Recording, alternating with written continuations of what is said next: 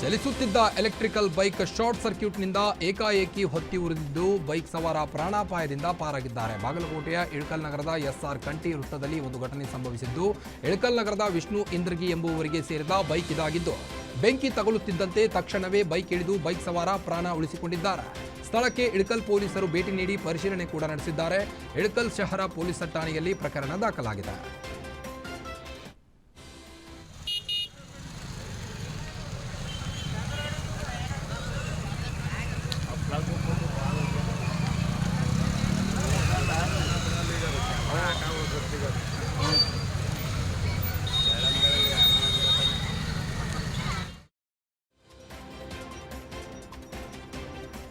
ಅಂಗಡಿ ಹಾಗೂ ಗೋಡೌನ್ಗೆ ನಸುಕಿನ ಜಾವ ಬೆಂಕಿ ತಗುಲಿ ಯಲ್ಲಾಪುರದಲ್ಲಿ ಭಾರೀ ಬೆಂಕಿ ಅವಘಡ ಸಂಭವಿಸಿದೆ. ವಿದ್ಯುತ್ ಶಾರ್ಟ್ ಸರ್ಕ್ಯೂಟ್ನಿಂದ ಬೆಂಕಿ ಕಾಣಿಸಿಕೊಂಡಿರುವ ಶಂಕೆ ವ್ಯಕ್ತವಾಗಿದೆ.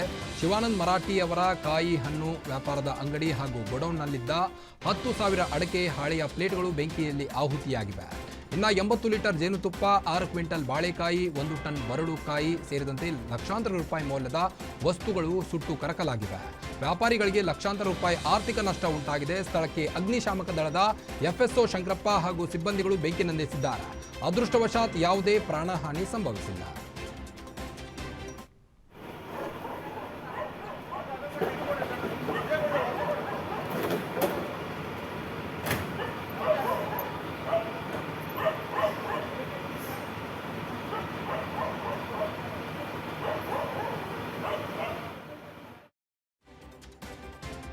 ದೇಶದ್ರೋಹದ ಕೇಸ್ನಲ್ಲಿ ಮಂಗಳೂರಿನಲ್ಲಿ ಮುಸ್ಲಿಂ ಧರ್ಮಗುರು ಒಬ್ಬನನ್ನ ಪೊಲೀಸರು ಬಂಧಿಸಿದ್ದಾರೆ. ಮುಸ್ಲಿಂ ಧರ್ಮಗುರು ಸೈಯದ್ ಇಬ್ರಾಹಿಂ ಎಂಬಾತನನ್ನ ಮಂಗಳೂರು ಪೊಲೀಸರು ಬಂಧಿಸಿದ್ದಾರೆ. ಸೈಯದ್ ಇಬ್ರಾಹಿಂ ನಿಷೇಧಿತ ಪಿಎಫ್ಐ ಸಂಘಟನೆ ಪರ ಪೋಸ್ಟ್ ಹಾಕುತ್ತಿದ್ದು, ಪಿಎಫ್ಐ ಬಲಪಡಿಸುವ ಉದ್ದೇಶದಿಂದ ಸೋಷಿಯಲ್ ಮೀಡಿಯಾದಲ್ಲಿ ಸಕ್ರಿಯನಾಗಿದ್ದ ಮಂಗಳೂರಿನ ಉಪ್ಪಿನಂಗಡಿ ಮೂಲದ ಮುಸ್ಲಿಂ ಧರ್ಮಗುರು ಸೈಯದ್ ಇಬ್ರಾಹಿಂ ಎಂಬಾತನನ್ನ ಮಂಗಳೂರು ಪೊಲೀಸರು ಬಂಧಿಸಿದ್ದಾರೆ. ದೇಶದ್ರೋಹ ಕೇಸ್ನಲ್ಲಿ ಪೊಲೀಸರು ಬಂಧಿಸಿದ್ದು, ಮುಸ್ಲಿಂ ಧರ್ಮಗುರುವಿನ ಮೊಬೈಲ್ ಫೋನ್ ವಶಕ್ಕೆ ಪಡೆದು ತನಿಖೆ ನಡೆಸಲಾಗ್ತಾ ಇದೆ. ಇನ್ನು ಮಂಗಳೂರು ಉತ್ತರ ಪೊಲೀಸ್ ಠಾಣೆಯಲ್ಲಿ ಪ್ರಕರಣ ದಾಖಲಾಗಿದೆ. Supreme court CJI BR Gavai ಮೇಲೆ ಶೂ ಎಸೆತ ಖಂಡಿಸಿ ಬಾಗಲಕೋಟೆಯಲ್ಲಿ ಪ್ರತಿಭಟನೆ ನಡೆಸಿದ್ದಾರೆ. ಜಮಖಂಡಿ ಬಿಎಲ್ಡಿಇ ಕಾನೂನು ವಿದ್ಯಾರ್ಥಿಗಳು ಜಮಖಂಡಿ ನಗರದ ದೇಸಾಯಿ ಸರ್ಕಲ್ನಲ್ಲಿ ಪ್ರತಿಭಟನೆ ನಡೆಸಿ ಆಕ್ರೋಶವನ್ನು ವ್ಯಕ್ತಪಡಿಸಿದ್ದಾರೆ. ದೇಶದ ಸುಪ್ರೀಂ ಕೋರ್ಟ್ನ ಸಿಜೆಐಗೆ ರಕ್ಷಣೆ ಇಲ್ಲದಕ್ಕೆ ಖಂಡಿಸಿದ್ದಾರೆ. ಶೂ ಎಸೆದ ಕೃತ್ಯ ನ್ಯಾಯಾಂಗಕ್ಕೆ ಮಾಡಿದ ಅಪಮಾನ. ಕೃತ್ಯ ಎಸಗಿದವರ ವಿರುದ್ಧ ಕೂಡಲೇ ಶಿಸ್ತು ಕ್ರಮಕ್ಕೆ ವಿದ್ಯಾರ್ಥಿಗಳು ಆಗ್ರಹಿಸಿದ್ದಾರೆ. ಈ ವೇಳೆ ಜಮಖಂಡಿ ತಹಶೀಲ್ದಾರ್ ಮೂಲಕ ರಾಷ್ಟ್ರಪತಿಗೆ ಮನವಿ ಸಲ್ಲಿಸಿದ್ದಾರೆ.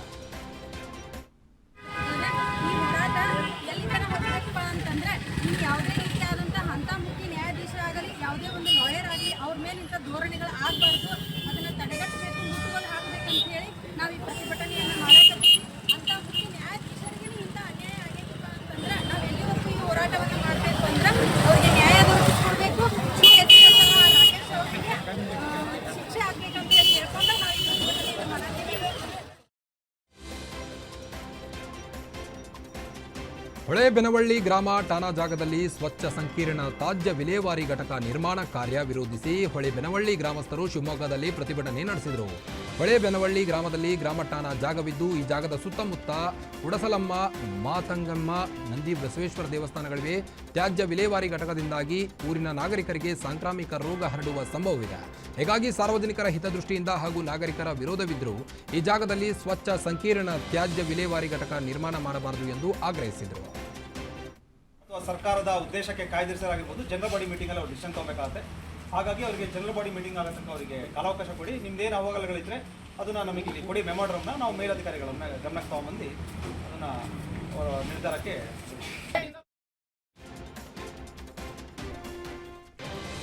ಚನ್ನಪಟ್ಟಣದಲ್ಲಿ ಮಳೆ ಅಬ್ಬರ ಮುಂದುವರೆದಿದ್ದು, Bengaluru Mysuru expressway underpass ಮುಳುಗಡೆಯಾಗಿದೆ. ಮಳೆ ಬಂದರೆ ಪ್ರತಿ ಸಲವೂ ಅಂಡರ್ ಪಾಸ್ ಮುಳುಗಡೆಯಾಗಿರುವುದರಿಂದ ಜನರಿಗೆ ತೀವ್ರ ಸಂಕಷ್ಟ ತಂದಿಟ್ಟಿದೆ. ಇದರಿಂದಾಗಿ ಜನರು ಬೇಸತ್ತು ಹೋಗಿದ್ದಾರೆ.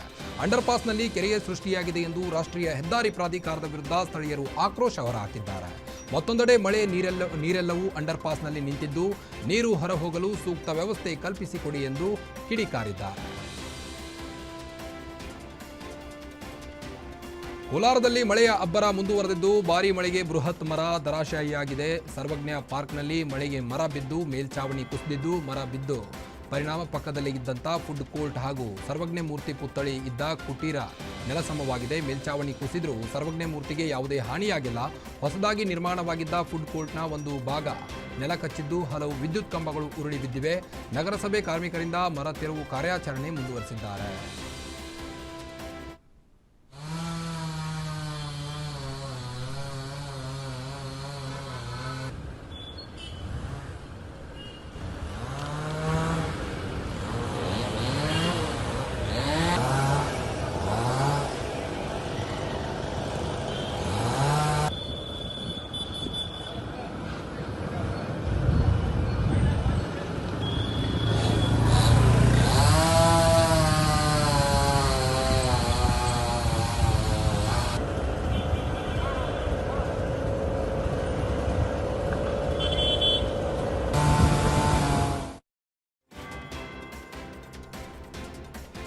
ರಾಯಚೂರಲ್ಲೂ ಮಳೆಯಿಂದ ಅನ್ನದಾತರ ಪರದಾಡುವ ಪರಿಸ್ಥಿತಿ ಎದುರಾಗಿದೆ. ಈರುಳ್ಳಿ ಬೆಳೆದ ರೈತರ ಕಣ್ಣಲ್ಲಿ ನೀರು ಮಳೆರಾಯ ತರಿಸಿದ್ದಾನೆ. ಒಂದೆಡೆ ಈರುಳ್ಳಿ ಬೆಲೆ ಕುಸಿತ, ಮತ್ತೊಂದೆಡೆ ಈರುಳ್ಳಿ ಬೆಳೆಗೆ ಕೆಂಪು ಮತ್ತು ಹೇನು ರೋಗ ತಟ್ಟಿದೆ. ಎರಡೆರಡು ಸಮಸ್ಯೆಗಳಿಂದ ಈರುಳ್ಳಿ ಬೆಳೆದ ರೈತರು ಕಂಗಾಲಾಗಿದ್ದಾರೆ. ಇದರಿಂದ ಬೇಸತ್ತು ಈರುಳ್ಳಿ ಕಟಾವು ಮಾಡದೆ ರೈತರು ಜಮೀನಿನಲ್ಲೇ ಹಾಗೆ ಬಿಟ್ಟಿದ್ದಾರೆ. ಕೂಲಿ ಆಳುಗಳು ಖರ್ಚು, ಸಾಗಾಟದ ವೆಚ್ಚವೂ ಬರಲ್ಲ ಅಂತ ಕಡಂಗಡಿ ದೊಡ್ಡಿ ಗ್ರಾಮದ ರೈತರು ಬಾಬು ಲಕ್ಷ್ಮಣಗೌಡ ಅಳಲು ತೋಡಿಕೊಂಡಿದ್ದಾರೆ. ಎಕರೆಗೆ 40,000 to 50,000 ಖರ್ಚು ಮಾಡಿದ್ದ ರೈತರೀಗ ಬೀದಿ ಪಾಲಾಗಿದ್ದಾರೆ. ಬೆಂಬಲ ಬೆಲೆಯಡಿ ಈರುಳ್ಳಿ ಖರೀದಿಸುವಂತೆ ರೈತರು ಆಗ್ರಹಿಸಿದ್ದಾರೆ.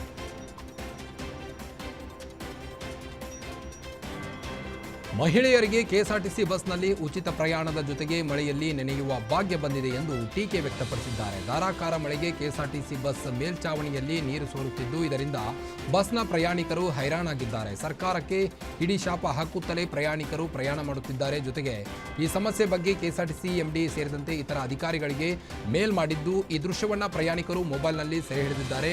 ಈಗ ಸೋಷಿಯಲ್ ಮೀಡಿಯಾದಲ್ಲಿ ವೈರಲ್ ಆಗ್ತಾ ಇದೆ.